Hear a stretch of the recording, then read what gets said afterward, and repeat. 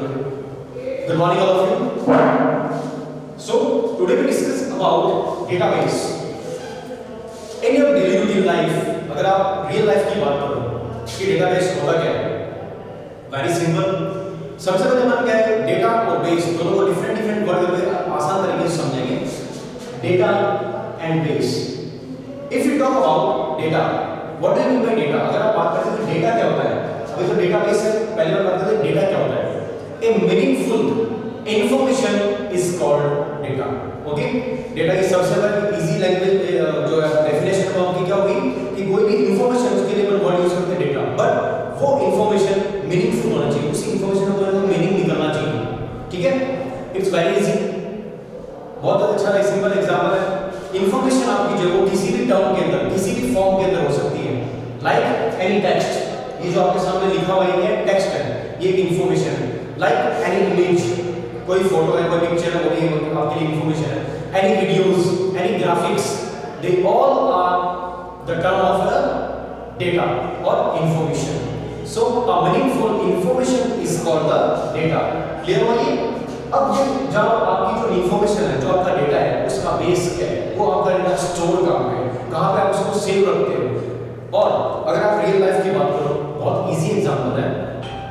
जैसे आप स्कूल के अंदर क्लास में जाते हो, जो आपका क्लास अटेंडेंस रजिस्टर होता है, जो आपका क्लास टीचर उसको यूज करता है, उसको मेंटेन करता है, वो बहुत इजी एग्जांपल आपके लिए एक डेटाबेस का. और बहुत सारे किसी की जो लोकल डायरीज होती है, खुद की घर पे डायरी है, उसके अंदर अगर कोई फोन नंबर लिख रखे हैं, कोई मैसेज लिख रखे हैं, तो वो भी आपके लिए एक तरह से डेटाबेस है.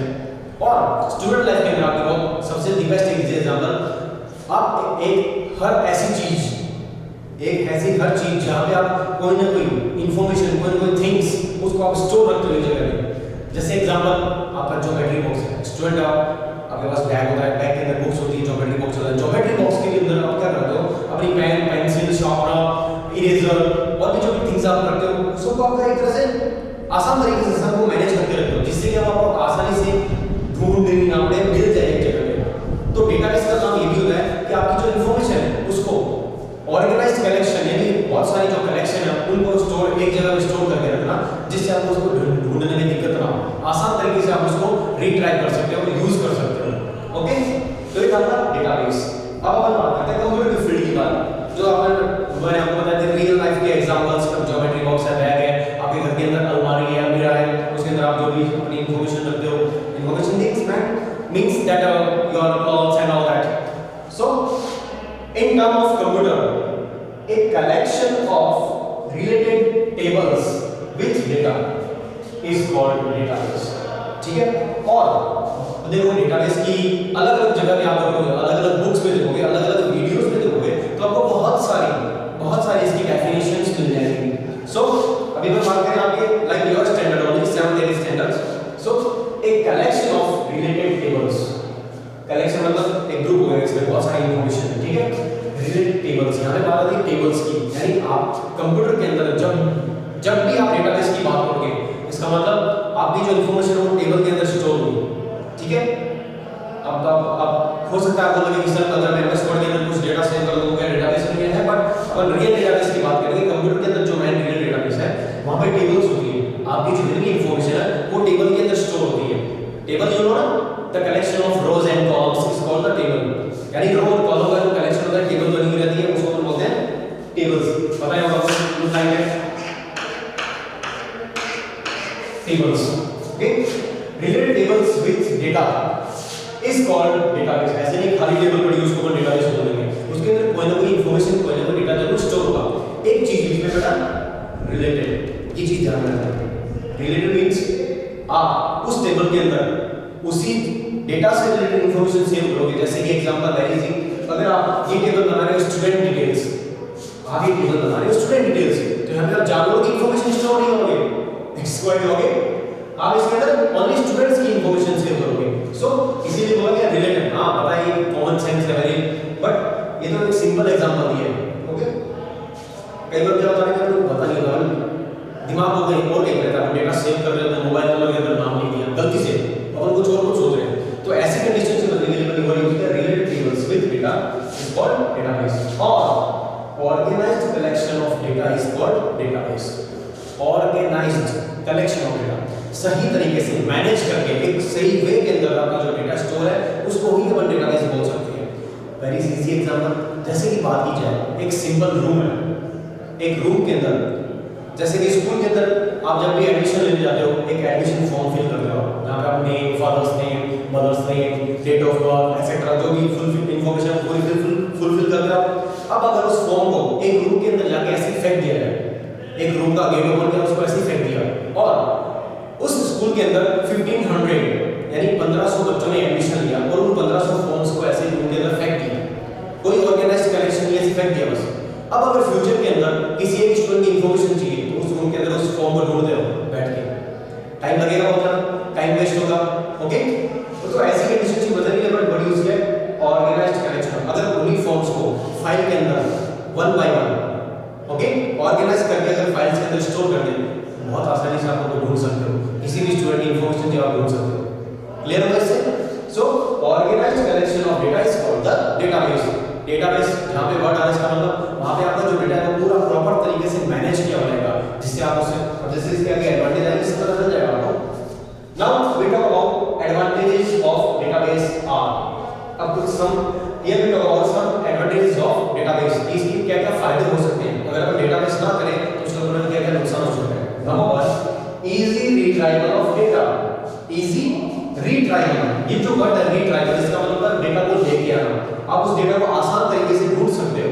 जैसा कि थोड़ी देर पहले एग्जांपल दिया मैंने कि किसी फॉर्म को अगर आप किसी स्टूडेंट के फॉर्म को एडमिशन फॉर्म को लेना चाहते हो, अगर वो डेटाबेस की तरह स्टोर नहीं ऐसे फेंका हुआ है तो आप उसको आसानी से नहीं ढूंढ सकते, वो रिट्राइव नहीं कर सकते आप। और वही अगर फाइल्स के अंदर या फिर कंप्यूटर के अंदर आराम से उसकी स्कैन करके कॉपी डाली हुई है तो आप उसको आसानी से फाइंड आउट कर सकते हो। Okay, so easy retrieval of data. Number 2, easy sharing of data.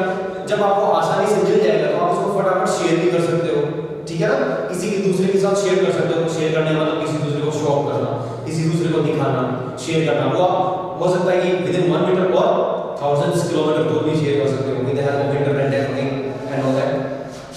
Number 3, reduction in data redundancy. बेटा ये जो वर्ड है रिडंडेंसी, ध्यान से इसको वर्ड को ध्यान से नहीं सुनोगे, नहीं समझोगे तो ये वर्ड बार-बार परेशान करेगा। है बहुत इजी बट इसको डेटाबेस की लैंग्वेज के अंदर थोड़ा नाम अलग दे दिया है। यहाँ पे रिडंडेंसी का मतलब होता है रिपीटेशन, रिपीट होना, डेटा का रिपीट होना। ये क्या है, रिडक्शन यानी कम करता है यानी ये हटा देता है, रिपीटेशन ऑफ डेटा इसके अंदर नहीं चलता है।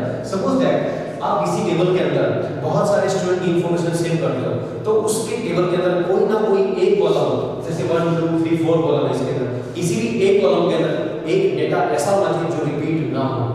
वेरी सिंपल एग्जांपल, अगर आप यहाँ पे रोल नंबर देते हो तो आपको पता होगा शायद रोल नंबर कभी भी किसी का रिपीट नहीं होता है, सबका अलग-अलग है विद इन ए स्कूल। दूसरी स्कूल हो सकता है रिपीट है, एक टेबल के अंदर एक डेटा रिपीट नहीं होना चाहिए तो एक ऐसा कॉलम होना चाहिए, तो वो बन किससे दूर करेंगे, रिडंडेंसी। ये क्या करता है, डेटा इसका काम होता है, इसका फायदा क्या होता है कि आपको डेटा ढूंढना नहीं पड़ेगा। एक एग्जांपल से समझ लें, इजी तरीके से समझ लेंगे, ऐसे नहीं है आपको। सपोज दैट एक स्कूल के अंदर आरव या फिर आर्यन नाम से लाइक दैट 100 स्टूडेंट है, कोइंसिडेंस हो गया बहुत सारे स्टूडेंट्स 100 स्टूडेंट है। अब प्रिंसिपल ने बोल दिया अपने पीओन को, आर्यन को बोला के लेके आओ, तो वो बेचारा ढूंढेगा थोड़ी ना, 100 आर्यन में से कौन सा है ढूंढता रहेगा। हो सकता है कोइंसिडेंस हो जाए कि उसको पहला मिल जाए और ना मिले 97 तक की, तो आर्यन नहीं बोल के अगर रोल नंबर बोल दिया जाए कि उसका रोल नंबर ये है, उसको बुला के आओ, ठीक है ना। फादर नेम भी रिपीट हो सकती है, मदर्स नेम भी रिपीट हो सकता है, ऐसा कोइंसिडेंस हो सकता है बट कभी भी रोल नंबर रिपीट नहीं होगा। So it will reduction the data redundancy, यानी रिपीटेशन ऑफ जो डेटा है उसको रिमूव करता है। तो वो कब रिमूव होगा, जब किसी भी टेबल के अंदर हम एक ऐसा कॉलम बनाएंगे जिसके अंदर डेटा रिपीट ना हो। वो अपने पे डिपेंड करता है, रोल नंबर बना लो आप, एसआर नंबर बना लो 1 2 3 4 5 6। Clear. Number 3, reduction in data inconsistency. मतलब जब डेटा इनकंसिस्टेंसी आप यूज करते हो वहां पे क्या होता है कि बार-बार आपको ढूंढना पड़ेगा, डेटा को ढूंढने में प्रॉब्लम ना हो, बहुत आसान तरीके से आप डेटा को फाइंड आउट कर सकते हो, ठीक है, विद द हेल्प ऑफ जो आपने रोल नंबर डाला है उसके थ्रू। सो अब हम बात करते हैं easy manipulation of data. Manipulate करना, डेटा को मैन चेंजेस करते रहना। अगर आप डेटा को आसानी से फाइंड आउट कर सकते हो तो उसके अंदर चेंजेस भी कर सकते हो, ठीक है। मैनिपुलेशन करना मतलब उसमें चेंजेस करना, उसको रिमूव करना, ऐड करना। जब एक टेबल बना लोगे आप उसके अंदर आप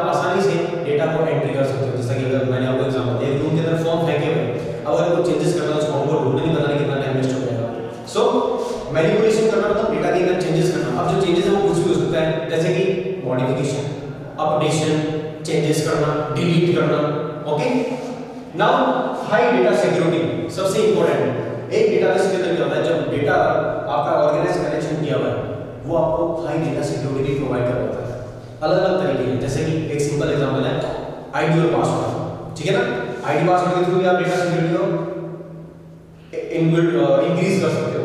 ओके, सो अभी हम देखेंगे बाद कि डेटाबेस के बारे में कि डेटाबेस क्या होता है, कैसे अपन उसको यूज करते हैं, कैसे ऑर्गेनाइज कलेक्शन में होना चाहिए and advantage of database, retrieval करना, डेटा को आसान तरीके से शेयरिंग कर लेना, जो रिडंडेंसी रिपीटेशन ऑफ डेटा उसको दूर करना, डेटा इनकंसिस्टेंसी को भी दूर करना।